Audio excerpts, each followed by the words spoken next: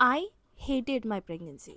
सगळेजण म्हणतात प्रेग्नन्सी तुमच्या आयुष्यातला सगळ्यात सुंदर क्षण असतात. त्याच्यामध्ये तुम्हाला खूप काही शिकायला भेटतं आणि खूप काही एक्सपिरियन्स करायला भेटतं. पण माझ्या केसमध्ये असं नव्हतं. नेमकं असं झालं काय ज्याबद्दल मी एवढा तिरस्कार करते आणि एवढा जास्त निगेटिव्ह बोलतीये? चला तर मग जाणून घेऊयात आजच्या या व्हिडिओमध्ये. नमस्कार, माझं नाव प्रतीक्षा आणि माझ्या यूट्यूब चॅनलवरती सर्वांचं मनापासून स्वागत. इंट्रोडक्शनमध्ये जास्त वेळ न वाया घालवता मी तुम्हाला माझ्या प्रेग्नन्सीची सुरुवातीपासून सगळ्या गोष्टी सांगायला तयार आहे. आपण आपल्या व्हिडिओकडे वळूयात. असं म्हणतात प्रेग्नन्सीच्या काळामधला पहिला ट्रायमेस्टर हा सगळ्यात महत्त्वाचा असतो, कारण की या ट्रायमेस्टरमध्ये बाळाचं बेस तयार होत असतं. आणि नेमकं प्रेग्नन्सीच्या पहिल्याच काळामध्ये मला हेच माहिती नव्हतं की मी प्रेग्नंट आहे. आता सगळ्यांना फार आश्चर्य वाटेल हे असं कसं झालं. माझं लग्न एप्रिलमध्ये झालं आणि माझं लग्न झाल्या मी जूनमध्ये जॉईन केलं होतं जॉबसाठी. गेटिंग जॉब देअर आणि तिथे जॉब करणं हा माझ्यासाठी एक ड्रीम कम ट्रू सारखाच मोमेंट होता. जून माझा खूप चांगला गेला, म्हणजे खूप अतिशय छान.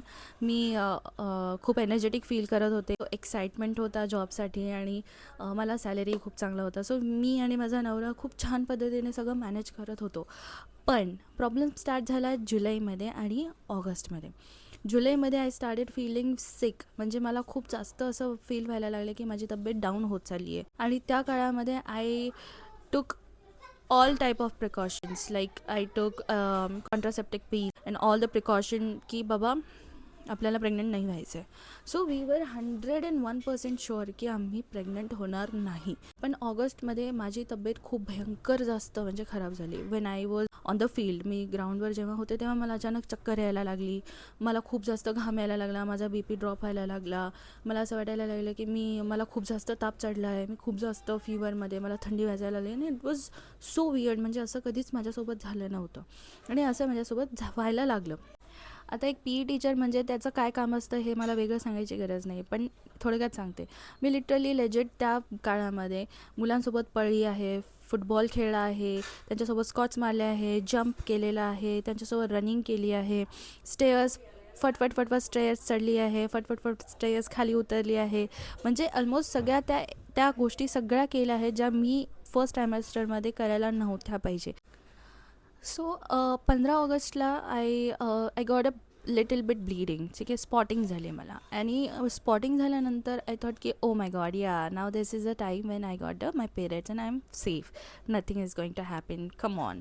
आता स्पॉटिंग झाली म्हटल्यावर कोण विचार करणार आहे की प्रेग्नंट असणार आहे? ऑफकोर्स स्पॉटिंग झाली म्हणजे definitely you are not pregnant. आणि मस्त तयार होऊन 15 ऑगस्टसाठी गेले, झेंडावंदन केला, घरी आले and I was pissed off. I was so pissed off. माझं आणि माझ्या नवऱ्यासोबत बेकार भांडण झालं अँड आय वॉज लाईक की no, I want to go home, I want to meet my mom, that's it. आणि आय डिसाइडेड की मी माझ्या घरी येणार जालन्याला. मी घरी आले तेव्हा my mom had only one thought की what is wrong with your face, what happen to you, you look so weird, you don't look like that, you never looked in that way for like तू पूर्ण आयुष्यात मला असं कधी दिसले नाही. So something happen to you, what happen, we are not understanding what happen to you, please सांग काय झालं आहे. सो शी थॉट की लाईक काय माझ्या घरामध्ये मला काय माझा नवरा मारतो बिरतो का काय वगैरे, तिच्या डोक्यामध्ये हे असले थॉट्स होते. कारण की ऑफकोर्स लग्नाला फक्त 2.5-3 महिनेच झाले होते आणि त्या 3 महिन्यामध्येच माझ्या चेहऱ्यावरचं तेज जाणं आणि मी एकदमच वीक दिसणं, माझी तब्येत खराब झालेली दिसणं, हे माझ्या आईला अजिबात पटत नव्हतं डोक्याला. इवन माझे डॅडसुद्धा म्हणत होते की something is wrong, something is of, ask her what happen.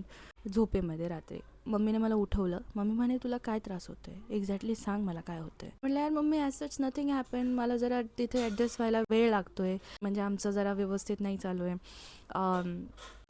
त्यांच्या एक्सपेक्टेशन्स माझ्याकडून खूप जास्त हाय आहे आणि मी त्या फुलफिल करू शकत नाही आहे. They wanted me to wake up early, sleep late, आणि ऑफकोर्स मुंबईच्या लोकांचा स्केड्यूल खूप डिफरंट आहे स्लीपिंगचा. सो आय थॉट की things are getting in really weird way. कधी असल्या गोष्टी एक्सपिरियन्स केल्या नव्हत्या. म्हणजे मला इकडे घरी लग्नाआधी प्रॉपर 6 ते 8 तासाची झोप घेतच होते. 6 ते 8 तासाची झोप, प्रॉपर वर्कआउट असायचा, प्रॉपर फूड असायचं, रेस्ट असायचा, एक्सरसाइजेस असायचे, स्टडी असायचा. So it was like that. पण after I got married everything changed आणि स्केड्यूलमध्ये मला ॲडजस्ट व्हायला खूप वेळ लागत होता. आणि मी हे ते सगळं तिला एक्सप्लेन केलं. माय मॉम थॉट की असं होऊ शकतं. शी इवन आस्क्ड मी की असं काही आहे का? Did you missed your period? Something like that. I said no, I was bleeding yesterday. 15 ऑगस्टला मला स्पॉटिंग झाली, असं झालं तसं झालं. And she was also like, जर तिला ब्लिडिंग झाली तर मग प्रश्नच येत नाही. ही डाऊट आला तिला. ती जाऊन किट घेऊन आली आणि लकीली, अनफॉर्च्युनेटली, ती टेस्ट पॉझिटिव्ह आली. आमच्या दोघांचंही ठरलं होतं की आम्हाला ही प्रेग्नन्सी नको आहे. बिकॉज आम्ही फिजिकली तर डेफिनेटली मी रेडी नव्हते. I was so weak. कारण की मी 10 दिवसा अगोदर मी माझ्या ब्लड टेस्ट केल्या होत्या. त्यामध्ये माझ्या सगळ्या डिफिशियन्सीज आल्या होत्या. मग मला असं वाटलं की यार, जर एवढं प्रॉब्लेम्स आहेत माझ्या बॉडीमध्ये तर, आणि प्रेग्नन्सी ठेवायला नाही पाहिजे मी. सो आमच्या दोघांचं हेच ठरलं होतं की आम्हाला ठेवायचं नाही आहे बाळ. कॉन्ट्रासेप्टिव्ह पिल्स खाल्लेल्या आहेत, प्रोटेक्शन वापरले आहेत, तरी पण त्यांनी 99% क्लेम केलेल्या पिल्स खाल्लेल्या असतानासुद्धा 1% चान्स असतो प्रेग्नंट व्हायचा. आणि नेमकं तो 1% माझ्याच आयुष्यात यायचा होता, माझ्याच पदरात यायचं होतं. आणि ते 1% प्रेग्नन्सी आमच्या पदरात आली आणि आम्ही ते 1%मध्ये प्रेग्नंट झालो. पण जेव्हा डॉक्टरनी सुद्धा सांगितलं की मे बी इट्स म्हणजे ऑफकोर्स माझं वेट हे हायर साईडवर असल्यामुळे डॉक्टरांनी सांगितलं होतं की it might be in a very difficult pregnancy for you. तुझ्यासाठी हे डिफिकल्ट जाऊ शकतं. सो डिसाईड करा whether you want keep this pregnancy or not. Of course then सगळ्यांचं ठरल्यानंतर आम्हाला काही असं ऑप्शनच नव्हतं की आम्ही ठेवायचं नाही आम्हाला. आजही इंडियन हाऊसहोल्डमध्ये पेरेंट्सचंच जास्त चालतं, वर्चस्व त्यांचंच असतं. जसं आमच्या पण फॅमिलीमध्ये झालं. त्यांनी माझ्या तब्येतीकडे बघितलं नाही, त्यांना बाळ हवं होतं. सो ऑल्सो आय थॉट की यार, असतं ना आपल्याकडे की यार आपण नवीनच नवरे आहे, आपण किती बोलणार, काय बोलणार. 3च महिने तर झाले होते लग्नाला. ऑल्सो मला त्यांच्यासोबत रिलेशन मेंटेन करायचे होते चांगले. So I did not oppose them. आम्ही फ्लॅट घेतला होता आणि आम्हाला त्या फ्लॅटसाठी भरपूर पप्पाने ऑलरेडी सामान घेऊन ठेवलं होतं. ते फक्त शिफ्ट करायचं होतं. आम्हाला जालन्यावरून मुंबईला घेऊन यायचं होतं. सो माय डॅड सेड की let's just move this entire stuff to Mumbai. And he did. He came. ते आले. त्यांनी मला खूप मदत केली सामान घ्यायला. आम्ही सेट केलंच नव्हतं. ते ज्या दिवशी आले त्या दिवशीच आम्ही भरपूर सामान त्यांनी घेऊन आले. ते आम्ही रूममध्ये ठेवलं. नंतर बेड घ्यायचा होता, त्याच्यासाठी आम्ही सगळेजण सोबत गेलो. बेड घेऊन आलो, कबड घेऊन आलो. आणि संध्याकाळी अचानक पप्पांना त्रास सुरू झाला. पप्पांना लिटरली एवढा त्रास झाला की आम्हाला त्यांना ॲडमिट करावं लागलं हॉस्पिटलमध्ये. हॉस्पिटलमध्ये ॲडमिट केल्यानंतर असं कळालं की बाबा त्यांचा BP फार हाय आहे आणि इट्स लाईक डिफिकल्ट. ओके, खूप जास्त डिफिकल्ट आहे त्यांना वाचवणं वगैरे. आणि पप्पा 2 दिवस हॉस्पिटलमध्ये राहिल्यानंतर finally we had to say good bye to him.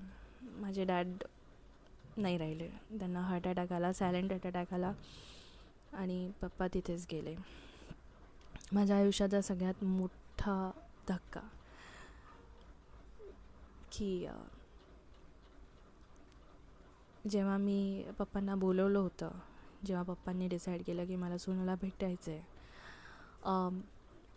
That time my husband and I decided की आपण पप्पांना रामच्या म्हणजे माझ्या इनलॉजच्या समोर बसून त्यांना समजून सांगायचा प्रयत्न करू की माझी तब्येत ही अशी चांगली नाही आहे आणि प्रेग्नन्सी कॅरी करणं तिच्यासाठी खूप डिफिकल्ट आहे आणि आपण हे बाळ आता इथे थोडंसं स्किप करूयात. पण माझ्या पप्पांना हे बाळ हवं होतं. त्यांची खूप इच्छा होती मला बनलेलं बघायची. आणि हे ते माझ्याजवळ नव्हते बोलले, पण माझ्या नवऱ्याजवळ बोलले होते.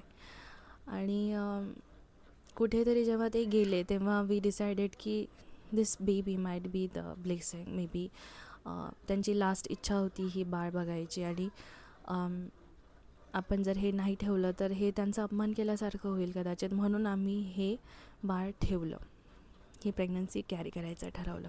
आय डिसाइडेड की मला ठेवायचं आहे. Before that I was going through hell. माझी बॉडी पेन करत होती, मला खूप जास्त चक्कर येत होते, मला काहीच खाऊशे वाटत नव्हतं. जे खाऊशे वाटत होतं ते जर मी बनवलेलं असेल स्वतःच्या हाताने तर ते अजिबात गळ्याच्या खाली उतरत नव्हतं. म्हणजे मला कोणीतरी जर केअर करून दिलं असेल तर मी ते खाईल. त्याच दरम्यान असं कळालं की माझा जो आहे प्लॅसेंटा हा डाऊनवर्ड आहे. म्हणजे त्याचा माझ्या गर्भाशयाच्या तोंडावरती, गर्भाशयाची जी वजायनल ओपनिंग आहे त्याच्या तोंडावर माझा प्लेसेंट आहे डाऊनवर्ड, आणि त्यामुळे मला त्रास जास्त होतो आहे. मला स्पॉटिंग पण त्यामुळेच झाली होती. लिटरली पप्पा जेव्हा गेले तेव्हा मला काहीच कळत नव्हतं की एक्झॅक्टली व्हॉट्स हॅपनिंग. म्हणजे पप्पा तर आता जस्ट मला भेटायला आले होते आणि he is no more, he is not with us. आणि ही जी फिलिंग होती ना, ही फिलिंग मी एक्सप्लेन पण नाही करू शकत आहे की मी त्या मोमेंटला काय फील करत होते. एका क्षणात तुमचं सगळं आयुष्य बदलतं. क्षणामध्ये तुमची पूर्ण लाईफ टर्न घेते, यू टर्न घेऊन पूर्ण चेंज होते आणि तुम्ही काहीच करू शकत नाही, काहीच करू शकत नाही.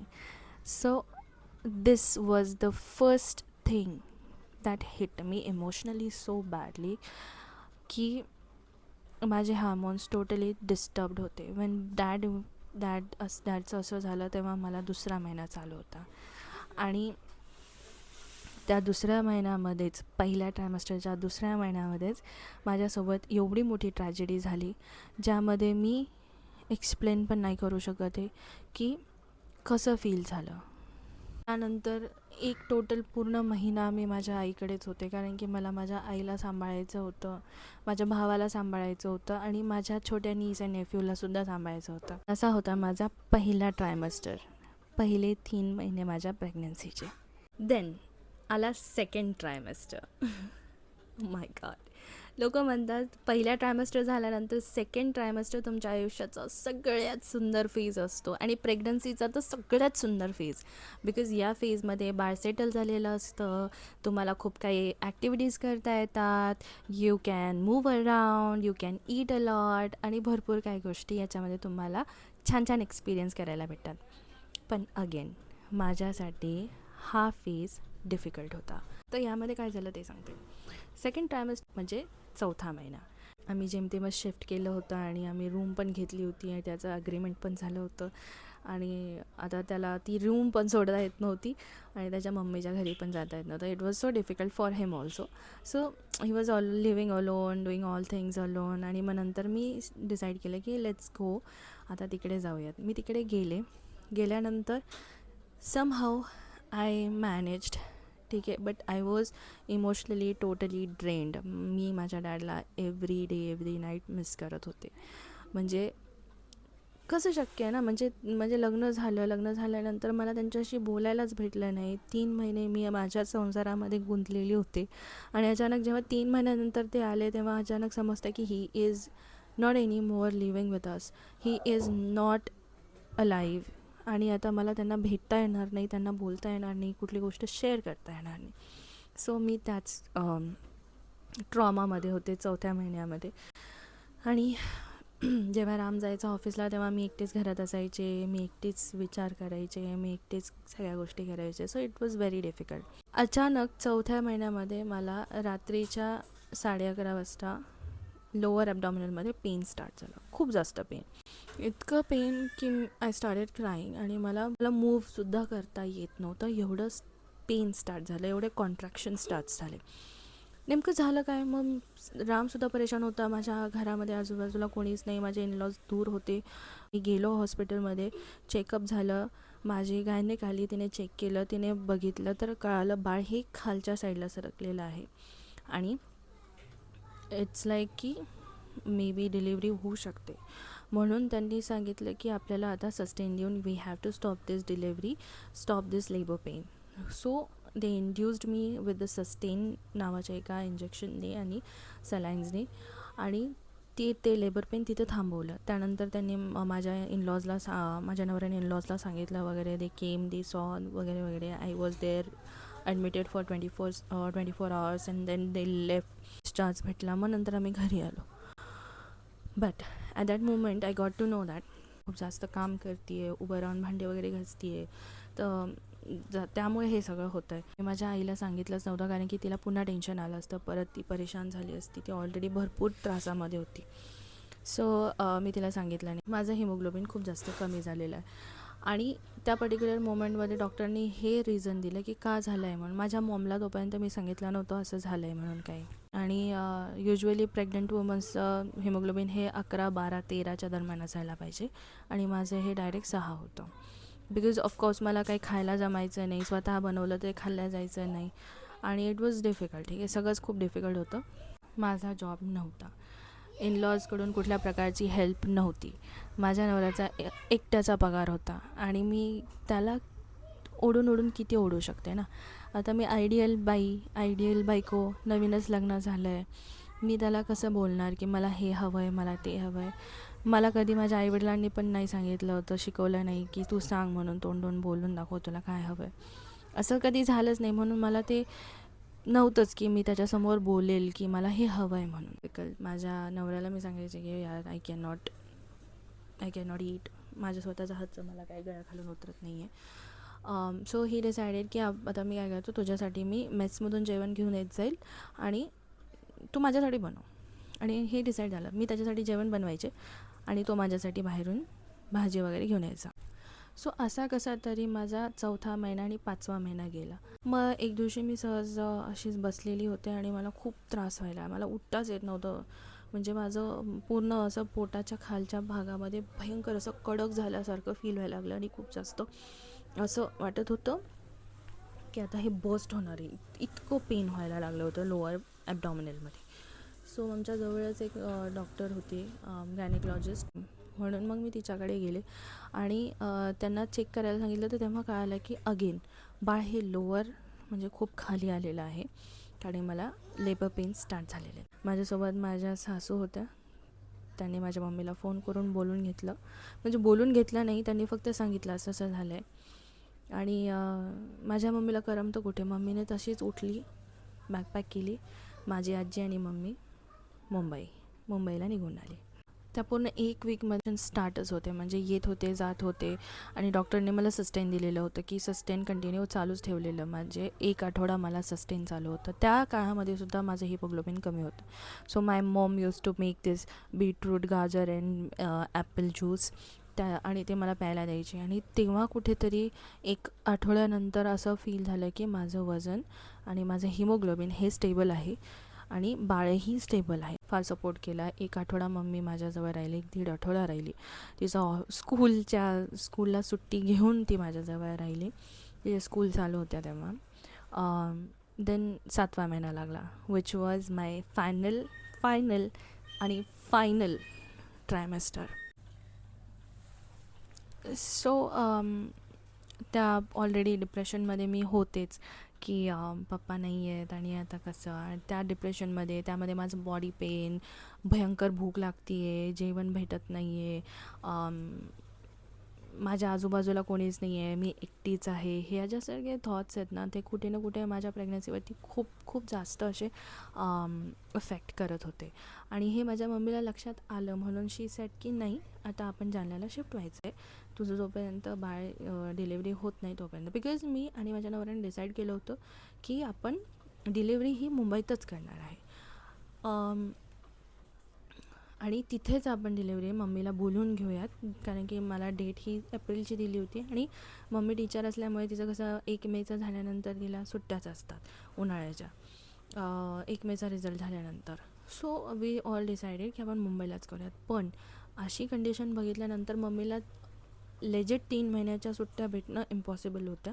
बिकॉज ऑफकोर्स इयरचा शेवटचे 3 महिने होते, 3-4 महिने जे घ्यायचं, आणि तिला अशी एवढी मोठी सुट्टी भेटणं शक्य नव्हतं. आणि मेडिकलच्या सुट्ट्या ऑलरेडी झाल्या होत्या, घेऊन पप्पा गेले तेव्हा, म्हणून तिला सुट्ट्या भेटणं शक्य नव्हतं. म्हणून तिने असं सांगितलं की आपण आता तिकडे शिफ्ट होऊयात. म्हणजे तुझा हाफ डे असल्यामुळे मम्मीची school, mummy half day mummy स्कूलमध्ये असेल तोपर्यंत आजी माझ्याजवळ राहणार आणि त्याच्यानंतर मम्मी.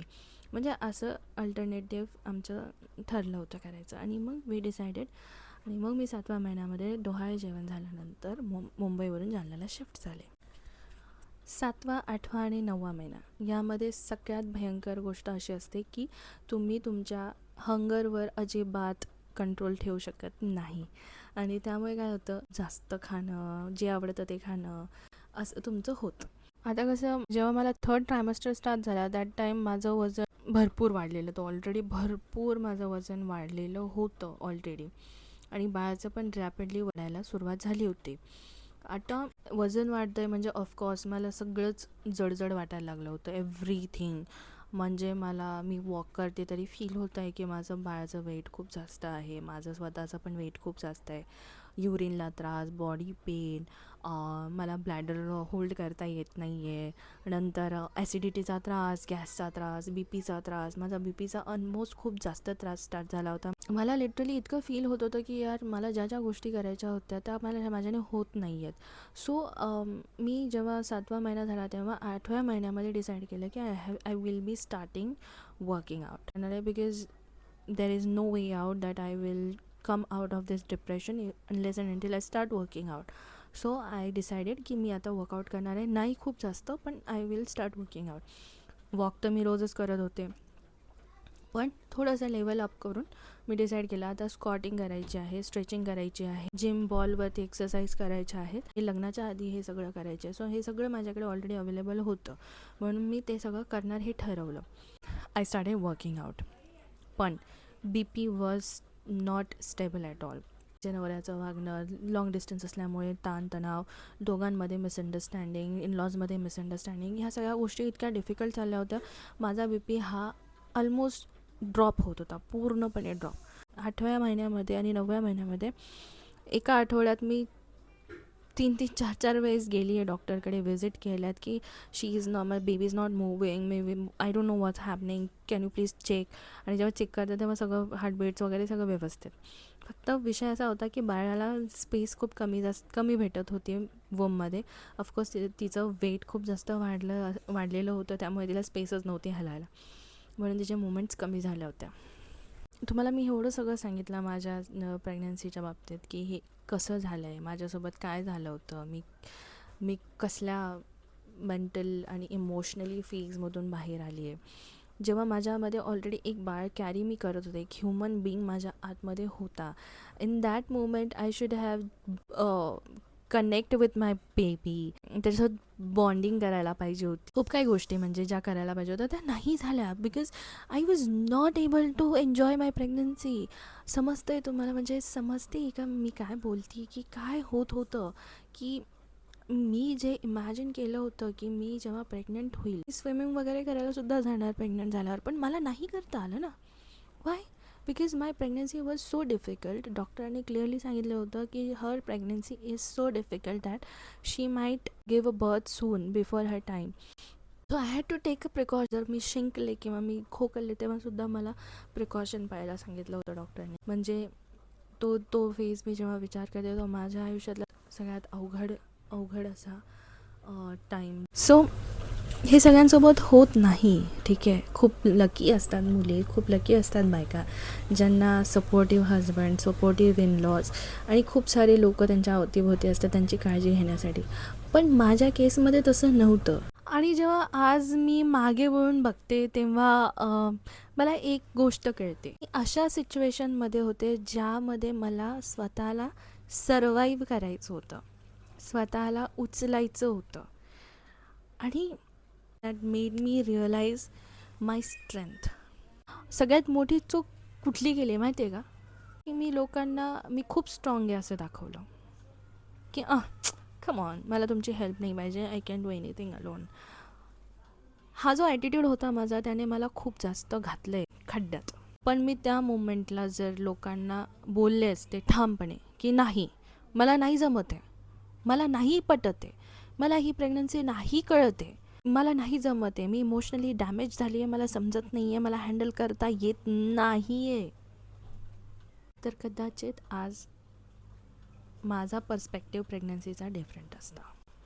कदाचित माझ्या प्रेग्नन्सी जर्नीला तेवढं मी कदाचित हेट केलं नसतं. Had to survive and I dead. वाईट आई आहे, मी माझ्या बाळासाठी हे करू शकले नाही, मला हे करायचं होतं मी ते करू शकले नाही, आणि मी त्या गिल्ट ट्रिपमध्ये चालले गेले होते. पण मला हे कोणी सांगायला नव्हतं की this all whatever you are feeling is okay, this is okay that you feel in that वे.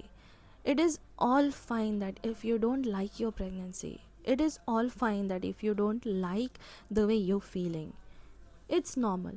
हे आपल्या समाजाचं ना प्रेशर आहे आपल्यावरती की प्रत्येक आईनं असं मस्त फील केलं पाहिजे की हां, I am feeling so nice, माझं बाळ खूप मस्त आहे, किक मारतं आहे, खूप छान मूव्ह करतं आहे, and I am feeling so thirsty, I am feeling so hungry, I want to eat this, I want to eat that. सगळीकडे फ्लावर्स आहे, रेनबोज आहे.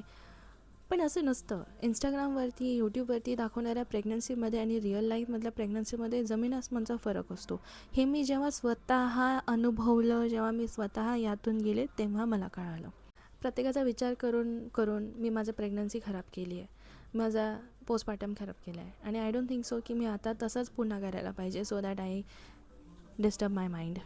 So that is it guys. ही होती माझी प्रेग्नन्सी स्टोरी. आय होप तुम्हाला ही ऐकून काहीतरी feel झालं असेल, तुम्ही रिलेट केलं असेल, तुम्हाला वाटलं काहीतरी शिकायला भेटलं असेल की मी पण याच गोष्टीतून जात आहे, मी काही एकटी नाही आहे, मी पण हिच्यासारखीच आहे. जर तुम्हाला असं फील झालं असेल की कोणीतरी माझ्यासोबत आहे आणि तीही याच पद्धतीने गेली आहे या फेजमधून, तर हा व्हिडिओ साध्य झाला.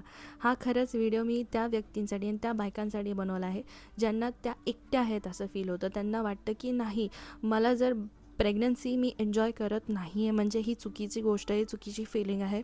मी त्या बायकांसाठी हा व्हिडिओ बनवला आहे. आणि जर तुम्हाला हा व्हिडिओ बघून खरंच कुठेतरी मनाला भिडलं असेल तर नक्की लाईक करा, कॉमेंट करा आणि तुमची स्टोरी पण नक्की कॉमेंटमध्ये शेअर करा. अजून काही प्रॉब्लेम्स असतील किंवा तुम्हाला काही बोलायचं असेल, कॉमेंट बॉक्समध्ये कॉमेंट करा किंवा इंस्टाग्रामवरती मला फॉलो करा. हा आहे माझा इंस्टाग्राम ID आणि इंस्टाग्रामची लिंक मी खाली नक्की टाकेल, so that you can check out my Instagram page as well. तिथेही मी खूप छान छान रील्स बनवते, तिथेही माझ्या डिलिव्हरीबद्दल मी भरपूर काही बोलले आहे. जर तुम्हाला चेकआउट करायचं असेल तर नक्की तुम्ही तिथे जाऊन माझे रील्ससुद्धा चेक करू शकता. भेटूया पुढल्या भागात, पुढल्या व्हिडिओमध्ये. तोपर्यंत bye, take care, stay happy and stay healthy.